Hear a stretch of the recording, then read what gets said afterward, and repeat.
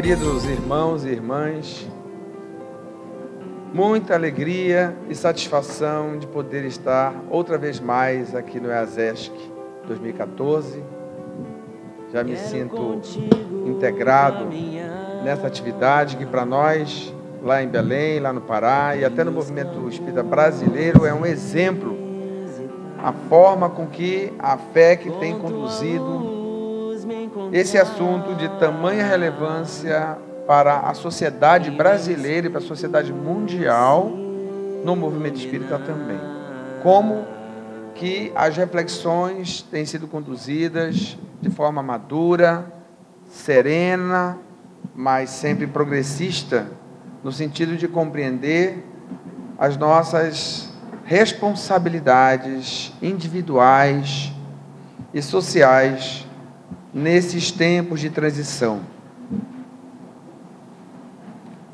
Não somos só nós, os espíritas, que estamos incomodados com a pobreza, com a desigualdade, com as dores, com sombrios presságios de futuro. A sociologia, a antropologia, a história, a economia, cientistas do mundo inteiro se debruçam sobre equações complexas.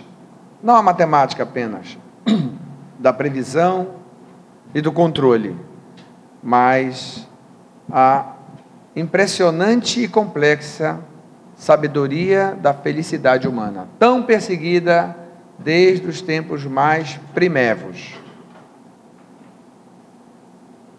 Nós apenas estamos seguindo a doutrina espírita no sentido de nos tornar contemporâneos ao nosso tempo. Não há nenhum assunto tão relevante e tão inadiável quanto pensar a busca da felicidade, do bem-estar de todos.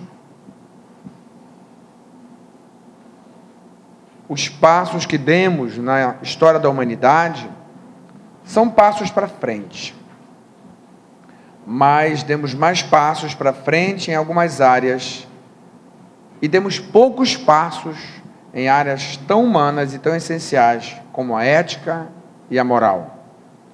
Ainda temos problemas éticos e morais de 4 séculos antes de Cristo, mas a nossa mente, as nossas comunicações estão nas estrelas. As nossas máquinas são cada vez mais leves e rápidas e cada vez mais nos dispensando aos homens de operá-las. Existe até a ficção científica que chegará um tempo em que as máquinas sim vão governar o mundo. Mas é só ficção. É um medo humano de perder o controle. Mas esse controle sobre a natureza que teima em nos desautorizar, veja aí Porto Velho sobre as águas, é apenas para nos lembrar que somos apenas criaturas e não criadores. Embora saibamos, como bem disse Jesus, que somos também deuses, que podemos criar com Deus. Mas essa capacidade criadora, ela está atrelada à nossa sintonia com a lei divina. Como disse Jesus em muitas passagens, eu e o Pai somos um. E essa unidade com a divindade é o que nós queremos encontrar. E essa unidade com a divindade está ligada à compreensão da lei, mas tão importante quanto compreender, viver a lei. Estamos aqui para isso. E a missão que me compete é, nesses 40 minutos, fazer uma correlação simples e direta, mas fiel à ciência e à doutrina espírita. O que tem a ver política social, pobreza e espiritismo? Vamos nesse roteirinho rápido aqui, em que no primeiro momento vou lembrar um pouco o desenvolvimento da sociedade moderna e a sua desigualdade / pobreza, passando por alguns importantes temas. O Estado moderno, que é uma obra humana importantíssima, também passando pelas suas principais formas. A economia que nos governa, capitalista, acumulação versus distribuição. as respostas dadas à pobreza e desigualdade contemporâneas e, por fim, a assistência, da ajuda espontânea à assistência como direito social, que já foi introduzida e tem sido o tema que corre nesses EASESCs que já passaram. E cada EASESC um passinho a mais, mas também, ao lado desse passinho a mais, dúvidas novas, dilemas novos, para os centros espíritas e para nós, como cidadãos brasileiros, de Joinville, de Florianópolis, do Brasil e do mundo. Estamos vivendo um momento muito interessante. E que bom que podemos estar aqui juntos para esse debate. Eu fico muito gratificado. Eu lembro, em primeiro lugar, que nós somos herdeiros de uma tradição moderna.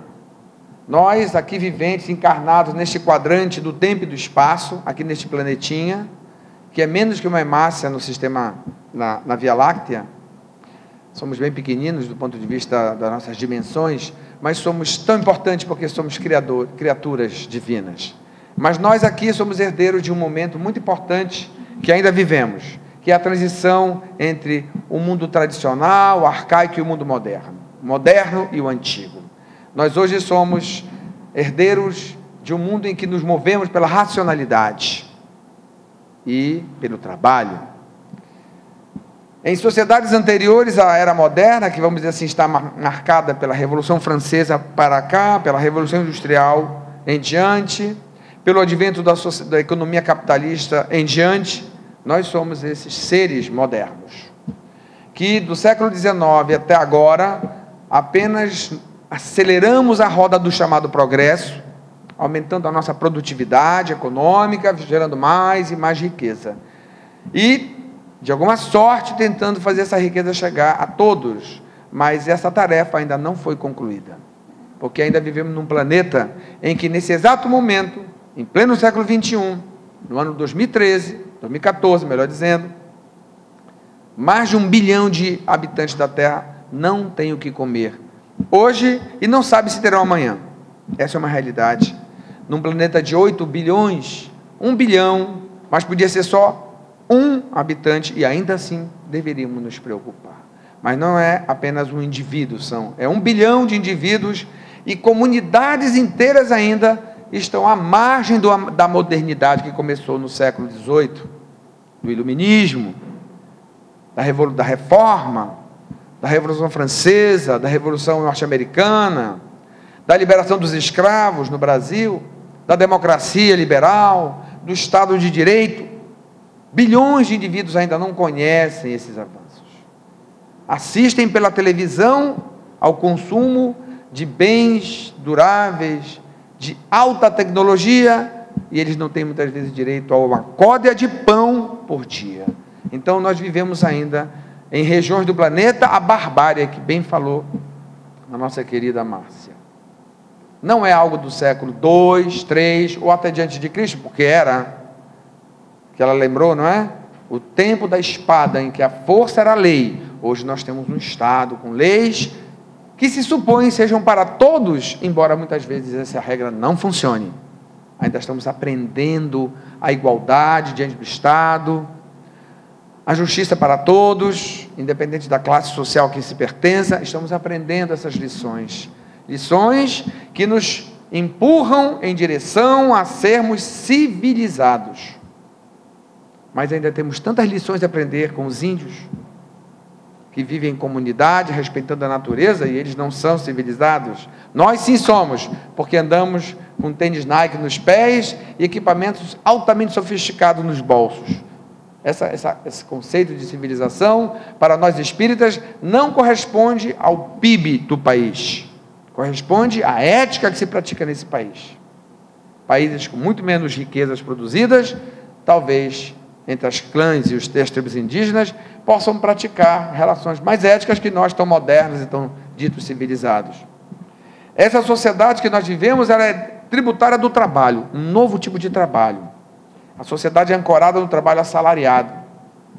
No mercado, um mercado pujante, agora moderno, né? Com comunicações, um mercado mundial que começou com as grandes navegações, ou seja, a globalização é mais antiga do que a gente fala, mas ela começou lá. E essas grandes navegações deram o conhecimento da esfericidade do mundo e a dinamicidade da economia, a economia agora liberal, livre das amarras da monarquia, um mercado que substituiu a família, porque no modelo anterior, o modelo da produção estava muito ancorado no senhorio de um pai geral, que é um senhor feudal, e famílias dentro do seu território, do seu feudo. Isso mantinha a comida na mesa daquela sociedade. Mas esse modelo foi alterado modernamente por um outro modelo, um modelo industrial. Um modelo de produção de massa, de mercado de consumo, e agora um mercado de trabalho. Se naquela época trabalhar era coisa para os que não podiam não trabalhar, para a maioria que tinha que sustentar uma minoria, o clero e a nobreza, agora não. Na sociedade contemporânea, nós nascemos e somos ensinados a trabalhar. Naquela época, trabalhava só os que não tinham o poder de não trabalhar. Nesse momento, somos absolutamente vinculados ao trabalho, porque o trabalho é a grande mediação da sobrevivência. E claro, se você puder ter o seu próprio negócio, melhor ainda, porque você vai comprar o trabalho do outro. Então, a venda, a troca da força de trabalho e a produção é o nosso mundo atual. Mas isso começou na Europa Ocidental no século XVIII, e no Brasil, tardiamente, somente, quase na segunda metade do século XX. No Brasil, nós vemos, nosso caminhar é um pouco atrás dessa roda da chamada progresso e da modernização, ainda convivemos entre o arcaico e o moderno, mas no mundo também. Porque criamos um modelo de mercado na sociedade, e que a âncora desse modelo de mercado é a competitividade, não é a solidariedade.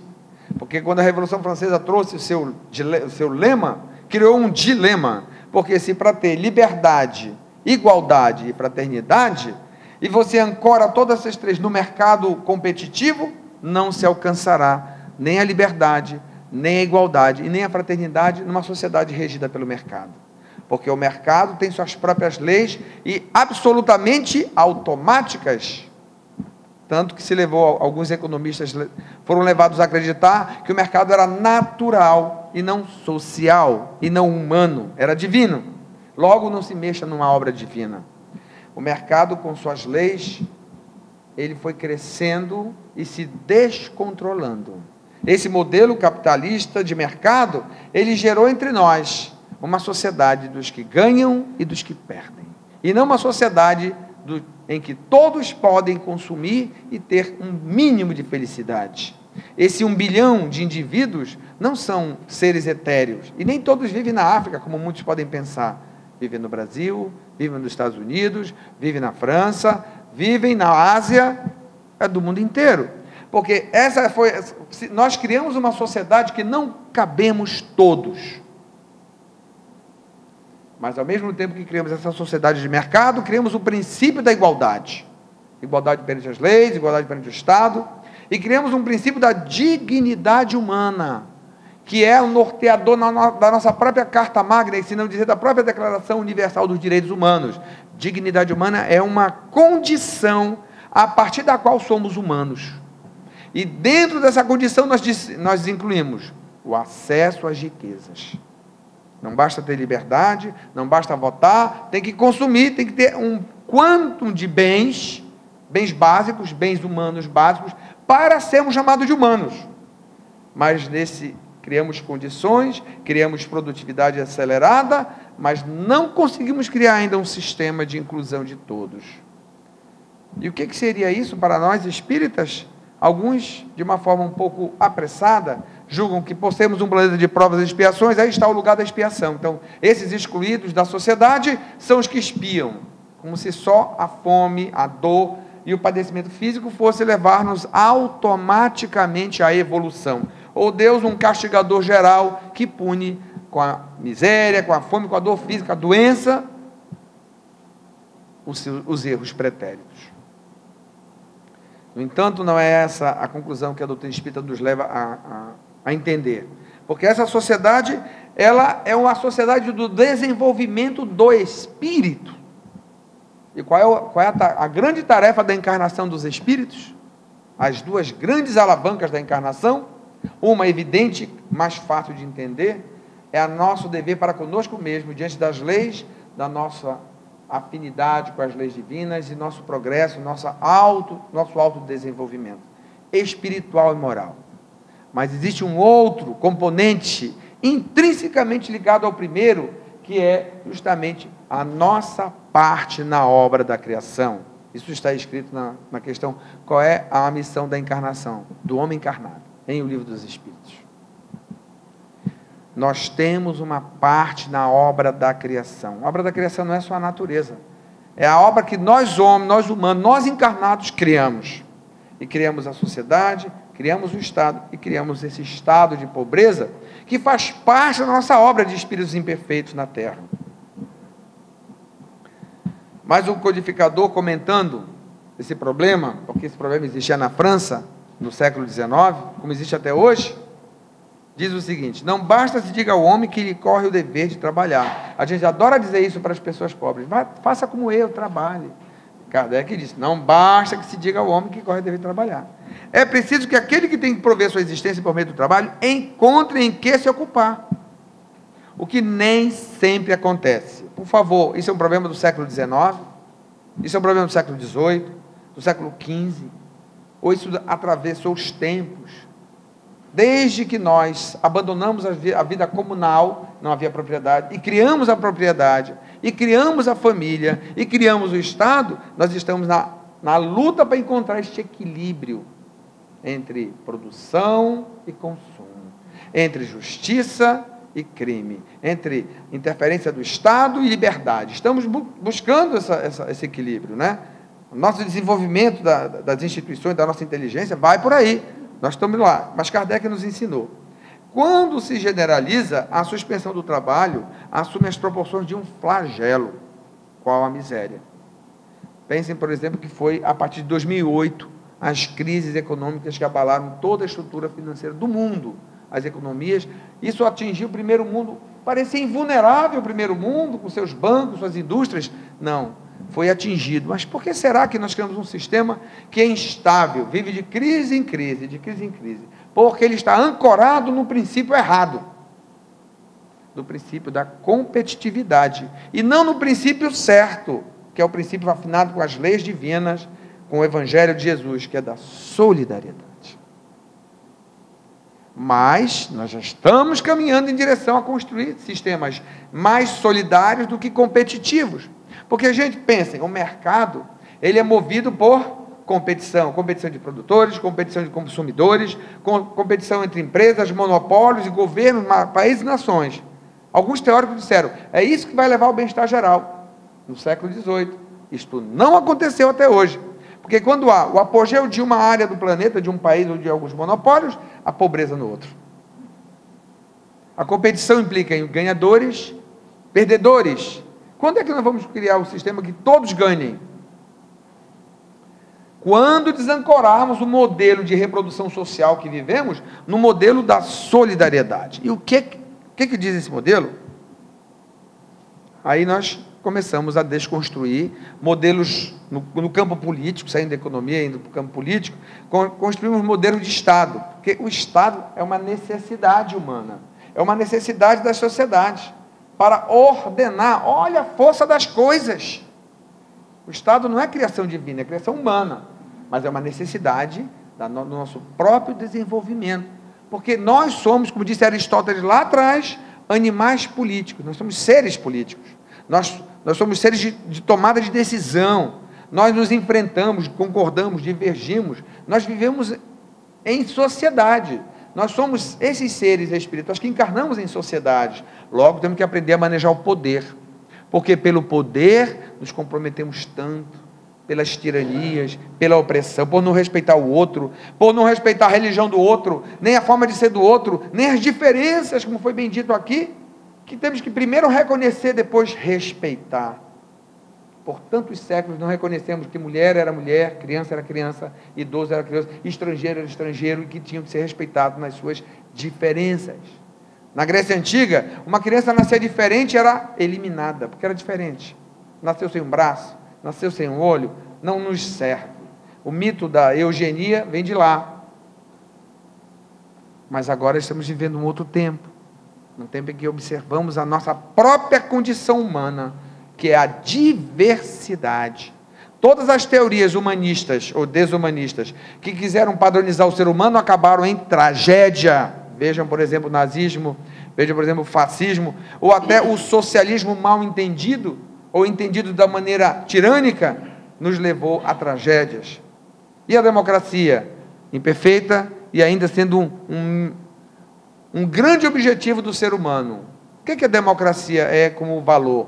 Apenas a divisão do poder, em que todos ganham e todos trabalham. Essa é uma ideia, né, que estamos a perseguir. Tivemos um modelo do Estado liberal que nasce no século XIX, e foi justamente em cima desse modelo que nasceu essa sociedade de consumo, hedonista, individualista. Claro, o indivíduo nasce para nascerem os direitos, mas o individualismo não necessariamente deve ser o desiderato da humanidade, o cada qual por si, Deus por todos. O exibicionismo, vivemos um momento extremamente individualista e exibicionista, mas as nossas construções coletivas, elas dão conta de que se não for por elas, a evolução do planeta não vai avançar. Nós somos um coletivo. E a nossa dimensão individual, inclusive espiritual, não pode ensombrecer a necessidade da ação coletiva. O Estado liberal foi um avanço, porque ele colocou o indivíduo diante do poder com ressalvas, com garantia das suas liberdades. E a lei de liberdade é reconhecida no próprio Livro dos Espíritos, nas leis morais. Olha, vejam as leis morais do Livro dos Espíritos como a sociologia espírita, como a antropologia espírita, como a história vista do ponto de vista espírita. Ali está toda a ciência espírita para a sociedade, o olhar que o mundo espiritual, que o Espírito de Verdade nos ajuda a compreender o mundo que vivemos. Porque muitos de nós, até por uma questão de sobrevivência, tem dificuldade de ver em que mundo estamos, para pensar aonde contribuir neste mundo que estamos. Então, fomos construindo esses modelos de Estado. O Estado liberal, que começa justamente negando a monarquia, negando o absolutismo, traz para nós boas notícias. A notícia da liberdade, a notícia da igualdade perante o Estado. Mas ele não é capaz, e não foi capaz, de resolver o X da equação da distribuição. Ele melhor distribuiu o poder, mas ele não foi capaz de melhor distribuir a riqueza, porque ficou refém do mercado. E como eu já falei, o mercado não distribui, o mercado tende a acumular, o que deixa fora contingentes enormes de seres humanos encarnados que precisam evoluir e ter um mínimo de condições para o seu desenvolvimento. E tem uma questão do Livro dos Espíritos, que está na 4ª parte, que é uma pergunta que eu sempre paro para meditar sobre ela, porque ela é uma grande lição da modernidade, entender para onde vamos. Veja como o codificador era preocupado com as questões sociais. Ele perguntou para os Espíritos, entre outras coisas, se existia um quanto mínimo de condições para a felicidade neste mundo. E foi-lhe dito, com muita clareza, que 3 são essas condições. A primeira é a posse do necessário. Ora, se existir algum contingente humano nesse planeta sem a posse do necessário, nós não estamos nos aproximando da felicidade, que não pode ser jamais algo individual, mas coletivo. A segunda é a consciência tranquila, e a terceira é a fé no futuro.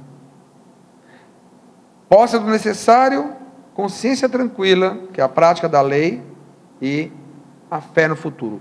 Fé no futuro não é só a fé religiosa, é a consideração da própria realidade humana e seu futuro cada vez melhor. Então é uma combinação. Então nós temos que trabalhar para que todos os indivíduos encarnados nesse planeta em evolução atinjam o patamar da posse do necessário. Mas o que é o necessário? Para atingir o necessário, nesse mundo eu preciso do quê? Do trabalho. Mas como eu posso exigir trabalho de todos, se esse mundo que nós criamos não dá trabalho para todos? E modernamente parece que há uma diminuição da oferta, assim que se soma a precarização dessa oferta. Então são dilemas que nós estamos aí a enfrentar, a ver. Felizmente, a própria força das coisas levou esse sistema a crises muito violentas. Uma no final do século XIX e outra que gerou, inclusive, as 2 grandes guerras mundiais. porque os mercados, para vender o que produz, tinha que ocupar outros e novos mercados. Isso levou a conflitos internacionais, a 2 grandes guerras, que foram com motivação econômica. Ao fim dessa guerra, tínhamos uma Europa destruída, um mundo em colapso. Fizemos um pacto. Escrevemos a Declaração Universal dos Direitos Humanos. E colocamos limites ao mercado. Isso foi um grande avanço. 2 grandes limites. O Estado, agora não mais um Estado não intervencionista, foi transformado num Estado intervencionista, para que ele pudesse produzir políticas sociais e políticas econômicas e botar o mercado sob um certo controle, porque ele à solta gerou tanta destruição. Isso foi um avanço. E foi no bojo destas mudanças estruturais do século XX, do pós-guerra, que surgiu o lugar da política social. O Estado passou a prover serviços, arrecadando impostos e provendo serviços de várias naturezas. Vou mostrar só esta redezinha aqui. Isso aqui é só uma foto da rede de políticas sociais que nasce a partir desse momento. Isso existe no Brasil. A proteção social e a promoção social como 2 grandes alavancas da provisão dos mínimos ao qual os seres humanos necessitam para viver. Previdência, saúde, assistência, trabalho, educação, desenvolvimento agrário, cultura, e todas as refrações, passando pela habitação, saneamento básico, e outras novas ações em função de novas necessidades. Isso nasceu a partir da década de 50. Não faz muito tempo, portanto, que o planeta, que os estados contemporâneos se viram obrigados a prover a cidadania. E como bem disse a Márcia, o conceito de cidadania, ele é uma evolução para a nossa realidade de planeta em transição. O conceito de cidadania é do século, é desde a Grécia Antiga, mas ele foi revitalizado no século XVIII, XIX e XX, construída a cidadania civil, política e social. E agora a Márcia me dá ótimas notícias, tem um novo nível de cidadania, que é a garantia dos direitos difusos, que é democracia para todos, estar a salvo da guerra, proteger o meio ambiente. Então nós saímos do direito do indivíduo, ter sua liberdade protegida contra a tirania do Estado. O direito político é participar da comunidade política, tomar decisões. E os direitos sociais são direitos de segunda geração e que nascem para garantir o acesso a bens, a riquezas, que é aquele mínimo de condição, como falam os espíritos, né? A posse do necessário. Quem tem mais, dá mais para quem tem menos. Isso é solidariedade. Estamos construindo uma nova ordem. Uma ordem da fraternidade, em que se respeita a convivência, em que se respeita as diferenças e não se admite a miséria. Eu participei do encontro uns 2 anos atrás, lá no Ministério do Desenvolvimento Social, em que veio o líder da Unesco, um francês, afrodescendente, que fez uma palestra memorável, em que ele defendia que os países que não fizessem nada para erradicar a miséria deveriam receber sanções internacionais. Ou seja, criminalizava os governos que faziam pouco caso da miséria humana. A miséria humana é um crime. Que a sociedade mundial tem riqueza suficiente para não ter nenhum pobre, nenhum miserável. A pobreza não, vai demorar muito tempo ainda para deixar de existir. Mas não essa pobreza que no Brasil a gente conhece como pobreza. A diferença é a nossa pobreza e a pobreza europeia, por exemplo. Lá, a pobreza não é medida por falta de bens, é medida por uma média. Ou seja, quem vive abaixo da média de renda de um país é considerado pobre. Mas esse pobre que vive abaixo da média de renda pode ter um carro e um apartamento e viver modestamente mais longe da miséria. No Brasil, a pobreza é medida por fome. R$70 per capita é fome, é falta do mínimo. Nós ainda medimos a nossa pobreza pela escassez da desumanização. Vai chegar um tempo em que vamos ter, como tem no nosso lar, desigualdades, espíritos mais lúcidos espíritos mais enfermos. Mas todos têm a provisão do amor e da assistência dos benfeitores, não é verdade? Aqui todos temos, de Deus, mas a nossa tarefa humana é construir um Estado, uma sociedade mais digna. Então passamos para a social-democracia, que foi um avanço. No entanto, a partir da década de 70 do século XX, esses avanços sociais, essas políticas começaram a ser combatidas vigorosamente pelos defensores do mercado. Vejam que o bem e o mal se embatem. O bem e o mal lutam sempre, mas Deus nos coloca num planeta para fazermos as nossas escolhas, crescermos, reavaliarmos. Depois da crise do petróleo, na década de 70, todas essas conquistas sociais foram tidas como problemáticas, porque endividavam o Estado. E começamos a desenvolver um outro modelo, que é o neoliberal, que visa reduzir o papel do Estado e aumentar o papel do mercado. Mas eu já disse para vocês aqui o que é o mercado. O mercado é um sistema de venda e compra, de produção e consumo, que não tem ética. Tem o mercado, inclusive, pelos próprios especialistas, é considerado irracional. O mercado não é nada racional. A produção é racional, mas a sociedade de mercado é irracional, porque não dá para todos. Ora, não somos todos humanos e iguais perante o Estado, perante as leis. Então, por que alguns estão dignos de passar magnificamente, como, por exemplo, as 6 maiores fortunas neste planeta têm a mesma renda que 30 países? Isso nos afasta da regeneração. Isso nos afasta de um planeta de solidariedade. E muitos de nós olhamos para isso com naturalidade, achando que é assim mesmo. São muitos espíritos endividados, tem que ter um lugar para pagar suas dívidas. Será que uma pessoa que não tem sequer uma corda de pão por dia para comer, ela está evoluindo? A sua inteligência está se desenvolvendo? A sua moralidade está sendo estimulada ao bem? Então nós temos que pensar que esse mínimo de condições nos compete a nós, terráqueos, encarnados, alterar. E temos feito isso, mas quando eu coloco o último nível lá do Estado, o neoliberal, que é o atual, nós estamos numa luta. Todas as políticas, essas que eu mostrei para vocês, não é? Elas estão ligadas a um princípio. E na questão 793 do Livro dos Espíritos, tem um ensinamento que nós temos que ter muito em conta, que diz o seguinte: de 2 nações que tenham chegado ao ápice da escala social, a pergunta é sobre civilização. O que é civilização? Como diferenciar uma sociedade civilizada de outra não civilizada? De 2 nações que tenham chegado ao ápice da escala social, somente pode considerar-se a mais civilizada, na legítima acepção do termo, aquela onde, atenção, exista menos egoísmo, menos cobiça e menos orgulho. Numa sociedade regida pelo mercado, cobiça e egoísmo são a mola dessa sociedade. Onde os hábitos sejam mais intelectuais e morais do que materiais. Onde a inteligência se puder desenvolver com maior liberdade. Onde haja mais bondade, boa-fé, benevolência e generosidade recíprocas. Onde menos enraizados se mostram os preconceitos de casta e de nascimento.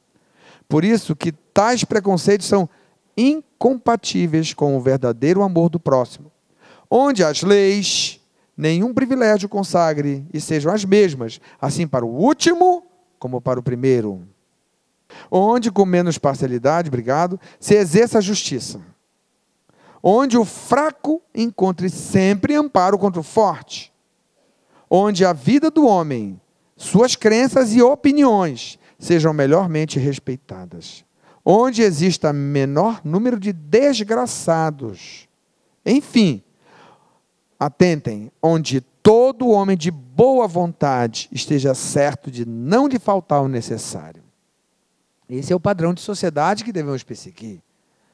Onde o direito se exerça, a justiça se exerça, a proteção dos fracos se exerça. Temos leis para isso. Vocês viram que a Márcia nos deu essa ótima notícia? Somos o país das melhores leis do mundo.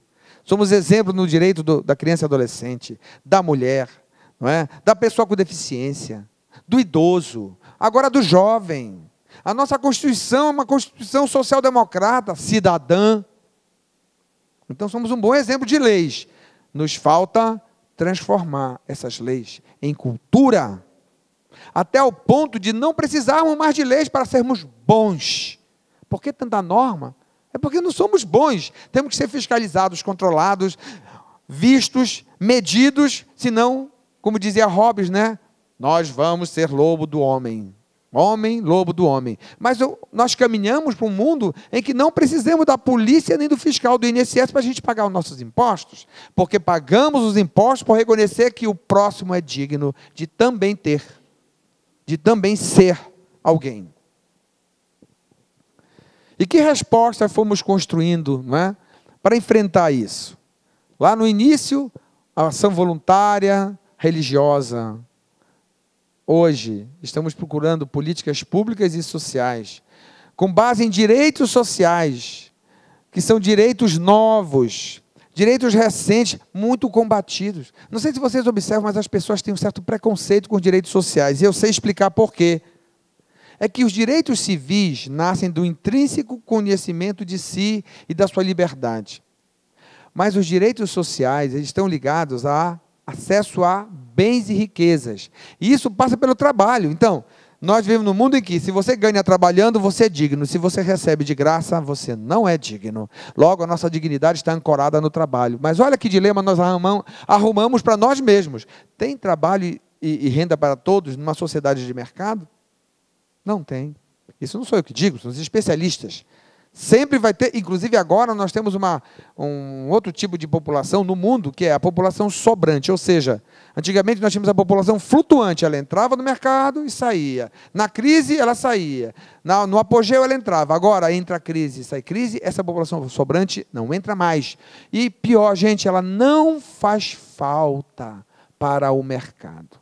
Ela não faz falta nem se ela não comprar, e nem se ela não trabalhar. Então, isso é deixar a míngua permanentemente uma quantidade de pessoas muito grande. Porque o mercado ele vai se fechando como um sistema. Enfrentar essas desigualdades, essas necessidades, apenas com medidas de assistência, apenas com medidas de políticas públicas, nós vamos esbarrar no limite. Nós precisamos mexer no eixo propulsor da nossa própria existência. O trabalho, sim. As necessidades, sim. Mas mediados pela solidariedade, pela caridade, pelo amor ao próximo. Nós, então, vamos caminhar para sermos um mundo em que nós não vamos deixar ninguém desassistido, como diz o Allan Kardec aqui, não é? Então, esse sistema criou a ideia de seguridade, ou seja, uma rede de proteção para que ninguém caia fora dela e perca a sua dignidade. Criamos políticas sociais, que no liberalismo o Estado não se metia, deixou com a igreja, que não era política social. No século XX, depois das grandes crises, criou o welfare state, o estado de bem-estar, com esses serviços que eu mostrei, aquela rede de serviços públicas, que nós sabemos, quando nós precisamos delas, que às vezes deixam falhas, é que é muito novo ainda. O próprio cidadão médio no Brasil, por exemplo, tem o maior preconceito com Bolsa Família, dizendo que vicia os pobres, vicia o pobre em R$70. Quem é que vive de R$70, não é? Não, estão viciados em R$70. 70 minutos já acabaram, né? Não só os R$70, né? Então, essas políticas são formas solidárias de repartir o bolo muito concentrado, elas são o que nós fazemos na nossa micro-realidade de centro espírita. Se a gente puder continuar fazendo, vamos continuar fazendo. Eu digo assim, gente, não parem de dar comida, nem cesta, nem roupa para as pessoas. Só deem como direito. A diferença é essa. Não é parar de ajudar, porque a riqueza está concentrada, precisa ser distribuída. E quem tem que distribuir mais é o Estado. Então vamos brigar com o Estado, ou forçar o Estado a melhorar suas leis e seus sistemas distributivos, para caminharmos para uma sociedade mais solidária. Mas enquanto isso, vamos fazer a nossa parte também. Só que não é mais dar como aquela bondade que queima a mão do outro. Porque ele vem, porque ele precisa, mas ele não acha que tem direito. Agora é dar num outro conceito, um conceito do direito de segunda geração, que é no conceito de direito social. Ou seja, aquela pessoa que entra aqui e pede ou recebe, ela tem direito a receber aquela riqueza, que vai para a mão dela não porque eu sou bom, vai para a mão dela porque ela é um ser encarnado que tem direito a ser digno, a ser humano. Então ele não vai nos olhar com medo de que a gente ache ele feio ou mal criado e tire ele da fila, porque muitas vezes é uma relação dominadora, violenta, que o que tem para o que não tem, muitas vezes é uma relação de controle. Mas o que nós precisamos fazer é mudar essa relação para que ele seja cidadão. E entre na nossa casa como alguém que também faz parte dessa coletividade. Que também é convidado a decidir e não só a receber o que a gente achar melhor para ele. Esse paradigma é que está sendo mudado agora, nessa nova ordem, nessa nova modernidade. Diz aqui no Evangelho uma frase tão importante para entender o que eu estou dizendo. Pensam alguns que, estando-se na terra para espiar, cumpre que as provas sigam seu curso. É Deus. Outros há mesmo que vão ao ponto de julgar que não só nada devem fazer para os atenuar, mas ao contrário, devem contribuir para que eles sejam mais proveitosas, tornando-as mais vivas. Grande erro. Não digais, pois, quando vires atingido um dos vossos irmãos, é a justiça de Deus. Importa que siga o seu curso. Dizei antes, vejamos que meios o Pai misericordioso me pôs ao alcance para suavizar o sofrimento do meu irmão. Que meios são esses? Muitos meios. Muitos meios. Meios públicos e meios privados. Muitos meios. Essa política que vocês estão vendo aqui, ela é muito imperfeita ainda. Ela é subfinanciada ainda. E muitos de nós ouvimos na mídia coisas tipo, é o custo Brasil. Gente, quando vocês ouvirem essa palavra, cuidado. Custo Brasil quer dizer o custo dos direitos sociais. E que eles querem diminuir para aumentar a competitividade do mercado e a lucratividade. Mas também vão aumentar a pobreza. Mas também vão aumentar a exclusão social. E, por consequência, pode aumentar até a violência na sociedade. Cuidado. Porque a lógica do mercado é lucratividade. E a nossa é a amorosidade, é a distributividade. E para terminar, não vou entrar aqui porque esse tema é do Edivaldo, a assistência social aparece como uma área muito comprometida pelo ranço do assistencialismo, pelo ranço do favor, pelo ranço da benemerência dominadora. Transformar a assistência em direito é um desafio. E eu digo para vocês porque eu sou professor de serviço social. Eu trabalho há muitos anos com assistência social. E a cultura que está nos usuários, na população e nos doadores e nos assistentes, ainda é uma cultura muito assistencialista. Não são as leis que são assistencialistas. Não é a cesta básica que em si é um assistencialismo. Não é o dinheiro que você dá que é assistencialismo. É a relação que é assistencialista. É a relação que é de dominação, de supremacia sobre o dever. Vejam que uma pessoa que recebe entre nós mesmos, ela fica grata e devedora. Mas essa é uma relação que não é do direito. A gratidão nesse momento é um ato moral, mas não é um ato político. O ato político é saber que ela é possuidora de direitos e de deveres, como nós. E ao fazer assim, nós vamos estar revolucionando um paradigma tão antigo. A caridade, gente, a caridade entre aspas, se prestou a muita maldade, embora apareça toda a bondade.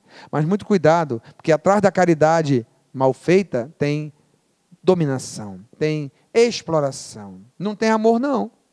Porque, só perguntar para as pessoas que vivem da caridade, como é que o coração delas está? Cheia de fel ou de uma gratidão obrigatória?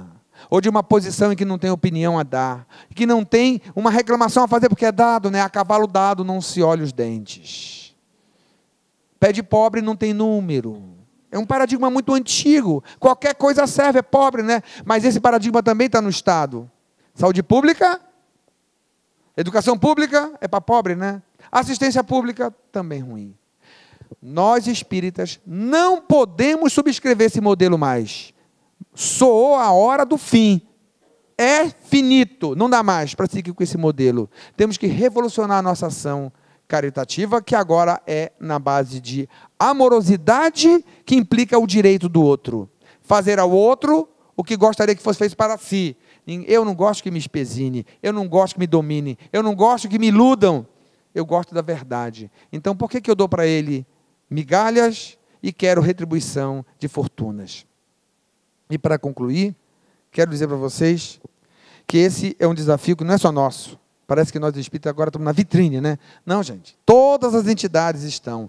E o Estado está mais que todos, porque ele está com um grande desafio no mundo inteiro, de transformar essa realidade baseada na mola do egoísmo, da ganância, da concorrência desleal ou da competitividade egóica. Num mundo fraterno, num mundo igualitário, num mundo justo, em que a lei é para todos, em que o Estado nos serve e não se serve de nós. Esse é um grande desafio. Estamos à altura desse desafio?